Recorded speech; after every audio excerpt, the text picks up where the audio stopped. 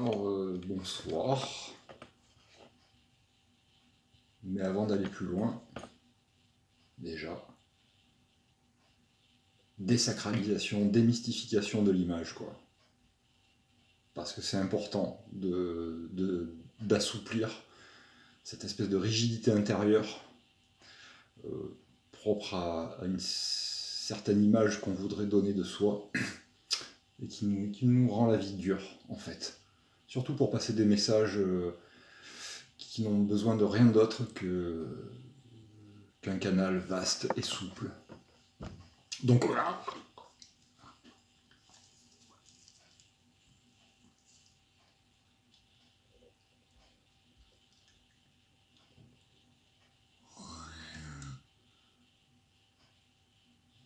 Ok. Ça suffira pour l'échauffement. Alors, c'est une première. J'ai envie de parler de quelque chose qui est très, à mon avis, qui est très humain et très largement répandu à la surface du globe. Et en fait, ce dont je vais vous parler fait partie du registre amoureux. Ouais, voilà. Alors en fait, qu'est-ce qui se passe ? Qu'est-ce qui se passe quand on tombe amoureux ? Quand on a le coup de foudre ? Voilà. Déjà, ça se produit bien souvent pour quelqu'un qu'on ne connaît pas trop, voire pas du tout. Et du coup, qu'est-ce que ça mobilise en fait comme intention, comme comportement ? Ça nous donne comme ça une espèce de force décuplée, comme jamais on l'a en fait, à donner de soi, quoi, à donner de soi et à vouloir faire plaisir à l'autre, mais vraiment, profondément. Mais quoi alors ? Qu'est-ce qui se passe ? Cette personne, on ne la connaît pas. On ne sait pas ce qu'elle aime. On ne sait pas. On ne sait pas. Et donc, sur quoi on se base pour pouvoir lui faire, entre guillemets, le plus beau cadeau ? Sur quoi on se base ? Bon, on se base tout simplement sur la chose la plus évidente et la plus naturelle, à savoir ce qu'on aimerait nous-mêmes recevoir. Et donc, on va tendre à apporter à cette personne ce que nous-mêmes aimerions recevoir. D'avance, je m'excuse si de temps en temps, ou souvent, ou, enfin, peu importe la fréquence avec laquelle ça aura lieu, je bug dans mon élocution et dans ma recherche des mots. Ça n'a pas vraiment d'importance. Donc voilà, qu'est-ce qu'on fait ? On se réfère à ce que nous, on aimerait le plus au monde recevoir. Et ça, sans trop le savoir, en fait, finalement. On y va, quoi, parce qu'on est dedans, on est pris par ce sentiment, donc on ne pense pas à tout ça, quoi. On ne peut pas être en train de se dire non mais là je suis en train de lui offrir ce que moi j'aimerais recevoir. Non, on le fait. Mais qu'est-ce qu'il y a après ? Ensuite, il s'avère que soit on a, entre guillemets, du bol, et la personne en face est enchantée de recevoir ça, soit pas du tout. Peut-être aussi parce que la personne en face n'est pas dans ce cas de figure amoureux, et voilà. Mais le plus vraisemblablement, surtout, si ce que vous lui apportez, et encore une fois, qui est la chose que vous aimeriez recevoir, n'est pas ce que cette personne-là, dont vous êtes amoureux, aimerait recevoir. Donc, d'une manière ou d'une autre, elle va plus ou moins gentiment, et conduire ce présent que vous êtes en train de lui faire. Elle va et quelle que soit la façon dont c'est fait, inévitablement, quand c'est éconduit, la personne amoureuse, elle sent le rejet total, quoi.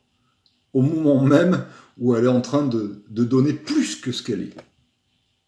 Donc vous imaginez un peu le rejet comme il est immense, quoi. C'est le rejet.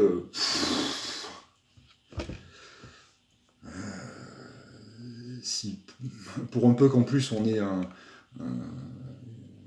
espèce de trauma d'abandon ou quelque chose comme ça, ça secoue pas mal, quoi. Mais bon.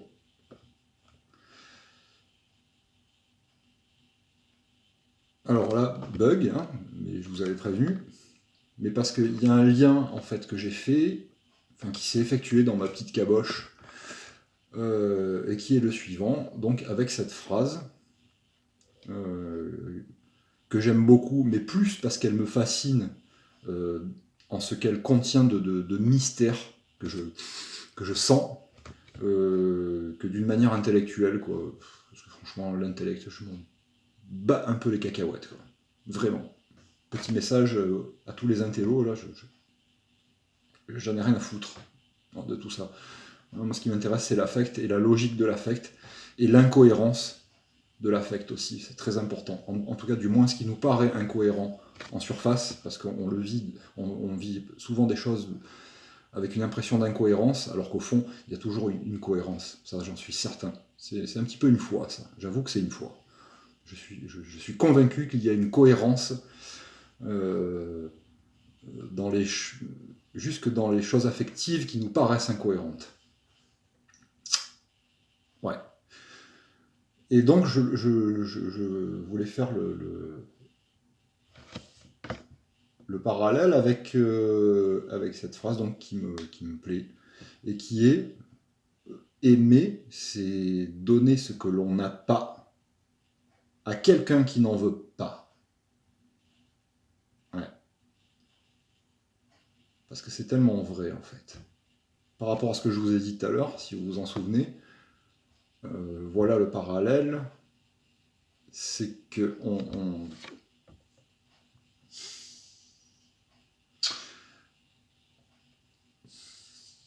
une petite crotte de nez, là, non, hein, c'est bon, ça a fini, là.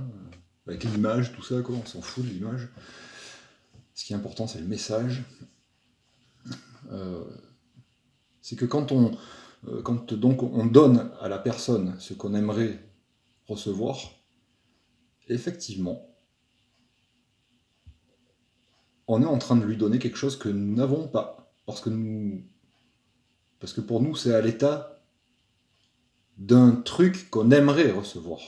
Donc, sous-entendu, on ne l'a pas.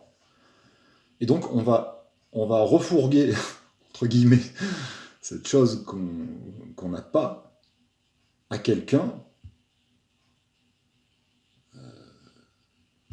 qui, franchement, a toutes les plus grandes chances du monde, toutes les plus grandes probabilités du monde de ne pas en vouloir. Parce que ce qu'on désire vraiment est toujours très singulier et ne trouve jamais son équivalent dans le monde extérieur, quoi. D'où l'importance aussi de pouvoir s'offrir à soi-même ce qu'on aimerait qu'on nous offre. Et de ne pas attendre ou d'exiger que ça vienne de l'extérieur. C'est vachement important. Je n'y suis pas encore arrivé. Je pense peut-être ne jamais y arriver. Mais bon, on va dire que, allez, là aussi, un petit coup de foi. Vu que j'y pense, je me dis que ça va faire son chemin, ça va faire son travail.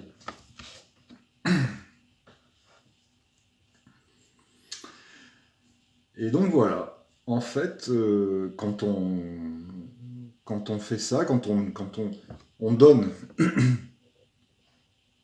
à la personne dont on est amoureux ce qu'on aimerait recevoir, effectivement, on est en train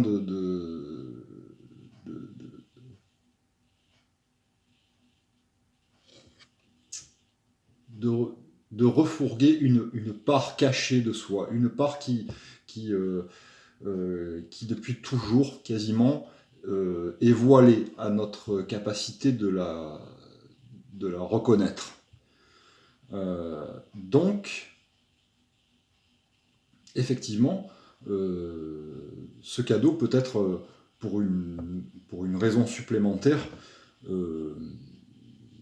non désirable de la personne qui le reçoit, parce que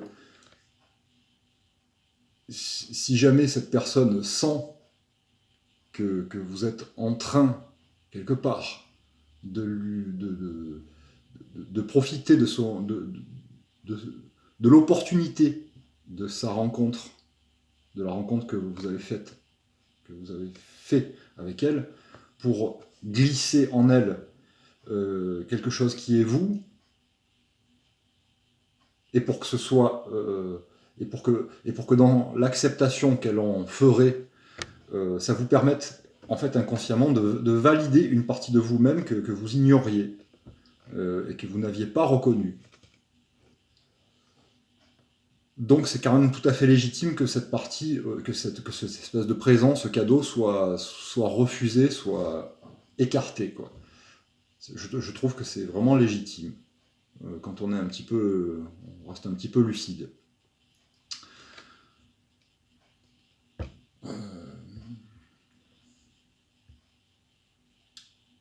Ouais, il y a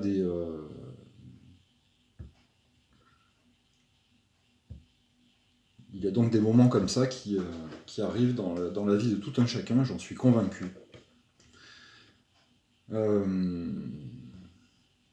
Je ne fais en aucun cas une vidéo pour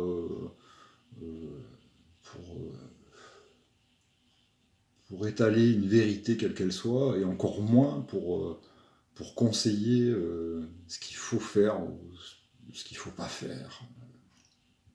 Non, j'avais juste envie d'exposer une réflexion qui me paraît, en tout cas, pour moi, cette réflexion, même si elle n'est pas nouvelle, prend une tournure nouvelle. Voilà. Elle prend une tournure nouvelle. Déjà par rapport à cette petite phrase que j'aime tant, aimer, c'est donner ce que l'on n'a pas à quelqu'un qui n'en veut pas. Voilà. Parce que quand ça se passe, ça finalement, finalement l'amour, personne ne le saisit. Moi, cette partie, je m'en sépare pour en faire cadeau à l'autre. L'autre n'en veut pas, et l'amour, il reste là, entre les deux personnes. Personne ne s'en saisit, et voilà. Et après, la grande histoire du monde, c'est aussi comment ça va se passer une fois que ce cadeau a été fait et qu'il a été refusé, et qu'a été éprouvée une sensation éventuelle et fort probable de rejet. Est-ce que ça va permettre à l'un et à l'autre des parties, à l'une et à l'autre des parties de grandir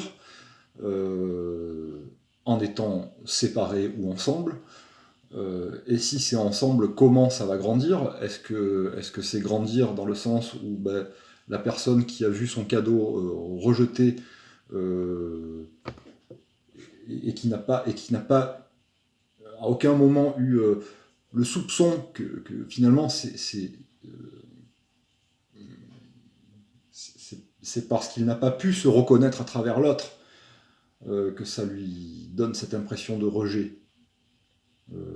En fait, quand moi, si d'une manière ou d'une autre, j'exprime à quelqu'un que non, ce que tu es en train de m'offrir, je n'en veux pas, c'est pas la personne que je rejette, c'est ce qu'elle m'offre. Et c'est là qu'il y a aussi quelque chose où est-ce que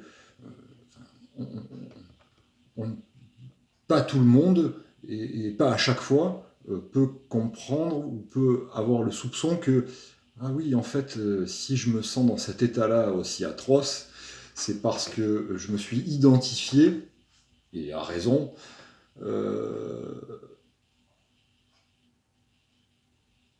au cadeau que j'ai fait.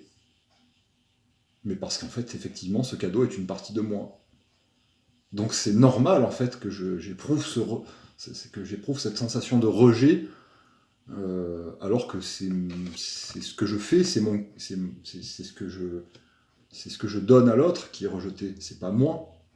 mais je me suis mis dans ce don, en fait. Donc c'est normal, la sensation de rejet. Donc qu'est-ce qu'on va en faire après, hein? Si les deux personnes arrivent à voir cette chose, à en discuter, comment ça va se passer? Et si elles n'arrivent pas à en discuter, parce que ça peut aussi tout à fait basculer, au cas où personne n'aurait rien compris à ce phénomène, à ce processus, et je pense que dans la plupart des cas, ça se passe comme ça peut donner lieu à d'innombrables conséquences, euh, euh, dans lesquelles on retrouve les étiquettes, qui sont, comment dire, qui sont bien pratiques. La jalousie, une forme de machisme qui va se développer, un jeu une dynamique de dominant-dominé, où le dominé cherche désespérément à se faire aimer coûte que coûte, là où le dominé finalement n'a pas tant que ça envie d'être là où le dominant n'a pas tant envie que ça d'être dominant, il a juste pas envie de ce qu'il est en train de vivre. Mais comme on va dire que la relation ne s'arrête pas,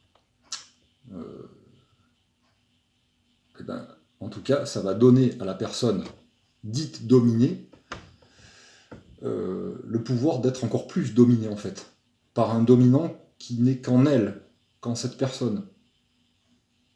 Je crois que c'est souvent pas plus compliqué que ça, en fait. Ça... Ouais, voilà, donc cette petite vidéo va bientôt prendre fin. Il me semble que j'ai oublié plein de choses dont j'aurais voulu parler. Petite sensation que l'essentiel est dit, mais quand même, il reste aussi une énorme sensation que certains détails importants n'ont pas été abordés. Bon, ça n'est pas très grave. Voilà. J'espère que quiconque entendra cette petite vidéo pourra éventuellement y trouver quelque chose sous forme d'une résonance et qui l'aidera dans sa vie personnelle et dans ce qu'elle est en train de traverser. Voilà, je vous souhaite une très bonne soirée.